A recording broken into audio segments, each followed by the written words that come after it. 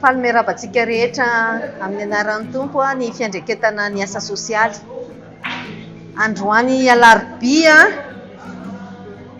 20 ny volana febroary dia natokan'ny fiangonana ho fanomezana sakafo fizarana fanomezana ho an'ireo lolohan'ny fiangonana taizaina isaky ny zoma arivo.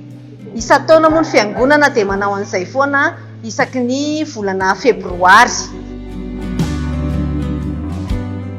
Marihana fa ny fiangonana dia mitaiza ireo ireo olona sahirana etỳ amin'ny faritra avo ety isaky ny zoma arivo amin'ny 5. Misy fotoam-bavaka, misy fampianarana, dia ireo olona ireo no voriana androany ho zaraina izany sakafo masaka sy fanomezana izany.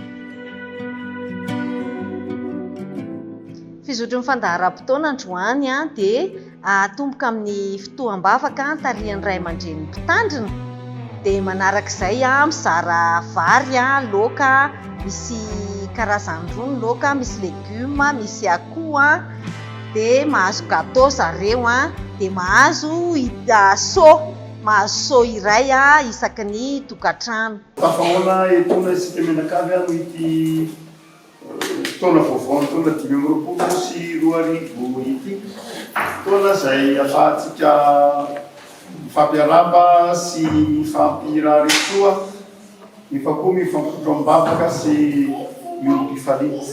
Ho andeha isika anao nira ainareo, ira fisaorana n'Andriamanitra no ataontsika ira ainareo, ira fahatelo isaorana ny Andriamanitsika fa fitahiam-beo menontsika teo am-boky mandrakasitra isika enika ny solon'andro. Isaorana ny Andriamanitsy fa fitahiam-beo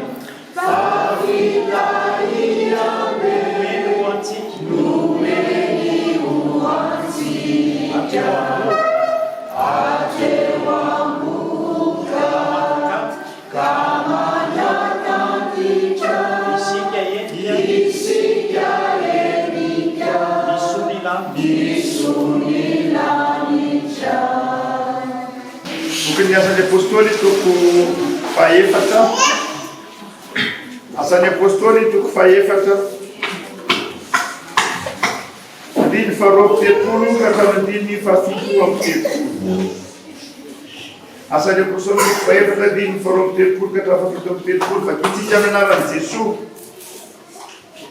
Ari niray buku fanany olona rehetra zay nino ary tsy nisy nanonona ny fananany ho azy na dia iray aza fa niomborony avokoa ny zavatra rehetra nananana ary tamin'ny heribe no nanambanan'ny apôstôly hitsakanan'i Jesosy Tompo ary fahasoavana be tao amin'izy rehetra fa tsy nisy olona nalahelo tao aminy fa izay nanana tany na trano raha nivarotra izany dia nitondra ny vola vidin'ny zavatra lafo ka napetrany teo amin'ny tompo ny apôstôly dia nozaraina tamin'izy rehetra arak'izay nolainy avy. Ary Josefa izay nataon'ny apôstôly koa hoe Barnabasy, izany hoe raha tika zanaky ny fananarana, ny vita avy any Kiprosy ny filazanany dia nivarotra ny sahany ary nety ny vola vidiny ka napetrany teo alohan'ny tompo ny apôstôly. Ray maso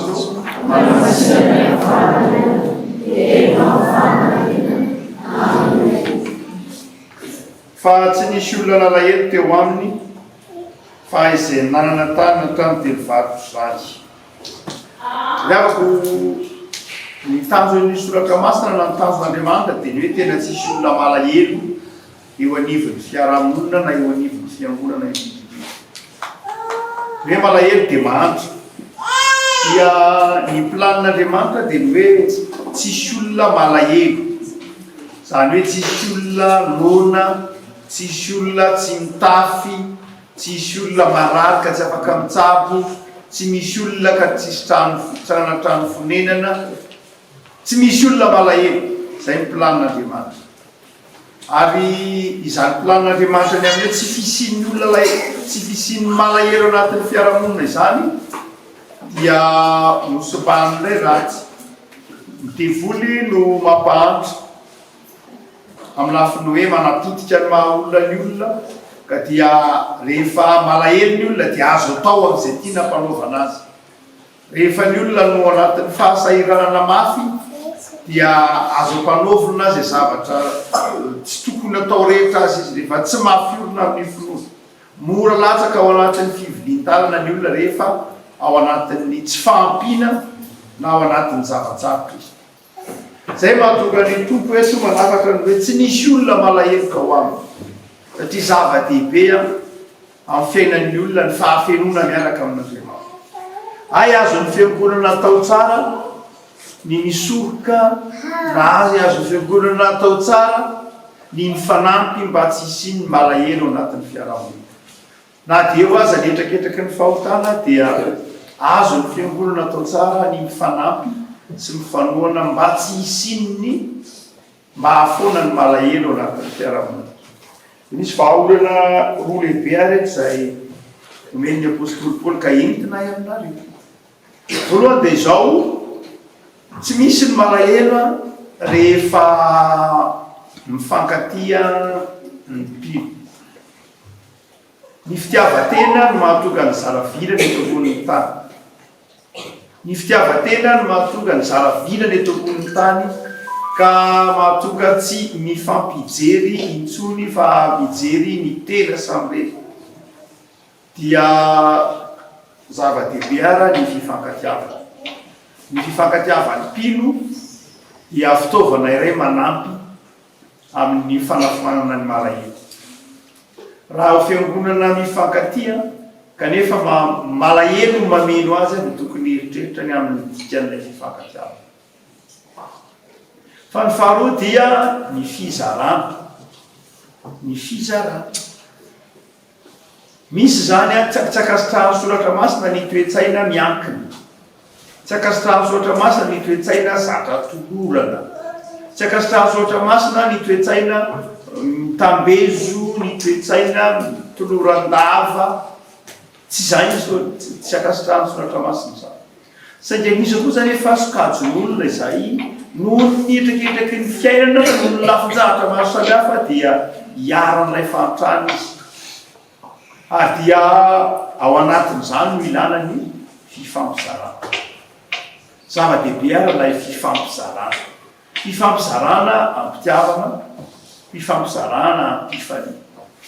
Eo ianareo izay mpiara-mivavaka aminay, tsy misy eto hoe izay manana dia nareo tsy manana.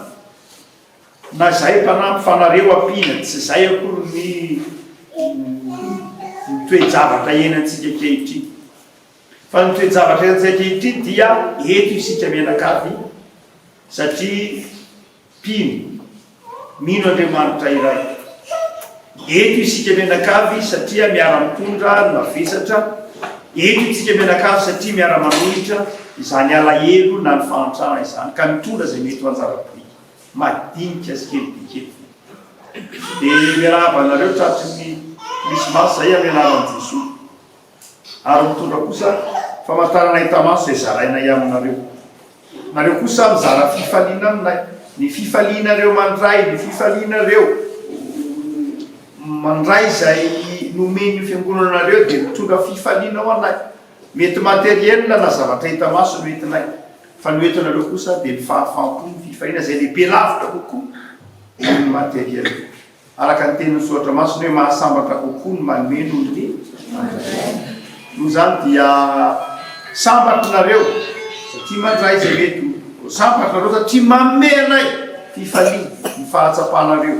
Zavatra tolo teo fifaliana dia manome fifaliana anay ianareo. Atao hoe satria mandray nareo dia mandray eo zavatra nareo dia tsy manome tsia manome nareo. Izay koa tsy hoe manome zao fa mandray koa izay. Noho izany dia sady manome isika anio no mandray. Ny zavatra atolotrareo mety tsy materiel. Ny zavatra atolotray materiel. Fa ny zava-dehibe dia samy mandray isika.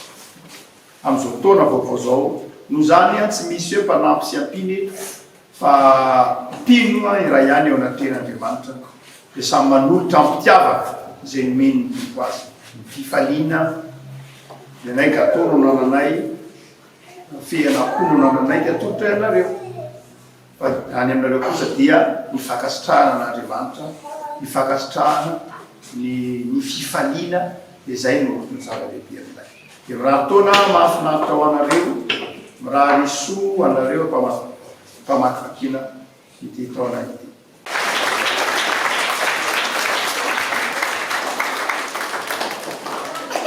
Mariana fa ny vola ampiasaina amin'izao hetsika izao dia avy amin'ny rakitra herinandro sambatra ataon'ny fiangonana.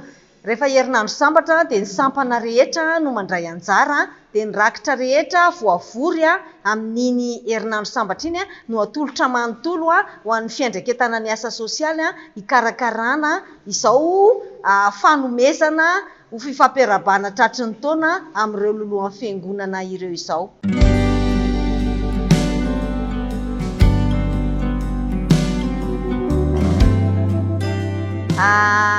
Mariana fa ireo sosialy karakaraina dia tena sahirana ara-pivelomana, fa kosa olona manana trano honenana daholo ihany zareo, manana trano teny ankizy misy mianatra ihany. Dia ireo sosialy ireo misy ampin'ny fiangonana ary misy nomen'ny fiangonana asa mihitsy arany hiasa rehetra zay asa fanadiovana dia avy amin'ireo olona mivavaka taizaina isaky ny zoma arivo ireo no ampianarina asa.